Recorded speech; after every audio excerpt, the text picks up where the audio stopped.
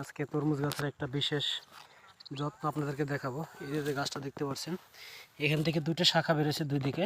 এটা একটাই রাখতে পারেন, কিন্তু এই যে একটা শাখা বেরোছে এটাকে কেটে দিতে হবে, যাতে গাছটা একটা আসলে গ্রোথ নিয়ে বাড়তে পারে।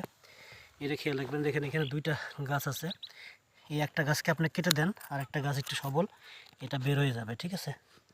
তো এই বিষয়গুলি খেয়াল রাখবেন। এই গাছটা দেখেন, এখান থেকে যে অতিরিক্ত শাখাগুলো আছে এগুলো কেটে দেবেন। এই যে এখন এই গাছটা খুব দ্রুত বাড়বে, এই পাশেরটাও খুব দ্রুত বাড়বে, এটা খেয়াল রাখবেন।